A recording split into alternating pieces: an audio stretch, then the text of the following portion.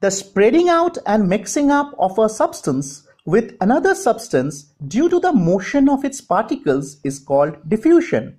The diffusion of a substance into another substance goes on until a uniform mixture is formed. Diffusion is a property of matter which is based on the motion or movement of its particles. It occurs in gases, liquids, and solids. It is fastest in gases and slowest in solids. The diffusion is fastest in gases because the particles in gases move very rapidly. The diffusion is slowest in solids because the particles in solids do not move much. The diffusion in liquid is, however, much faster than that in solids. The rate of diffusion increases on increasing the temperature of the diffusing substance. Diffusion in gases is very fast. This is because the particles in gases move very quickly in all directions. The rate of diffusion of gas, however, depends on its density. Light gases diffuse faster than heavy gases. Normally in a laboratory, we take the example of bromine gas and mix it up in a container which is having air, and we show that this mixing up takes place. From daily life, let us take examples which you can correlate yourself with. The smell of food being cooked in the kitchen reaches us even from a considerable distance. This can be explained by the fact that when food is cooked, some of the substances in food release gases having the smell of food in them. The particles of these gases move very quickly and mix up with air by diffusion. When the air containing these gases reaches our nose, we get the smell of food being cooked in the kitchen. Thus, the smell of food being cooked reaches us even from a considerable distance by the process of diffusion. Another example that comes to my mind is that of the burning incense stick, agarbatti. The fragrance of burning incense stick spreads all around due to the diffusion of its smoke into air. The particles of gases produced by the burning of an incense stick moves rapidly in all directions. They collide with the particles of air present in the room, mix with air, and reach every part of the room very quickly.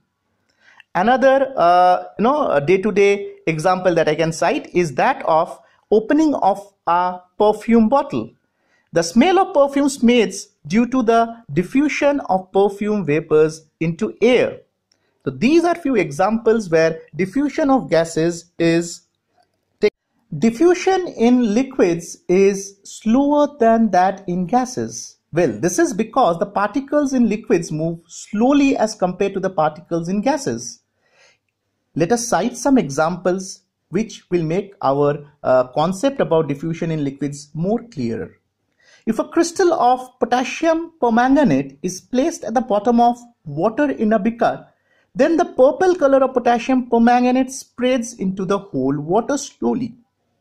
The spreading of purple color of potassium permanganate into water on its own is due to the diffusion of potassium permanganate particles into water. If a crystal of copper sulfate is placed at the bottom of a beaker containing water, then the blue color of copper sulfate spreads into the whole water.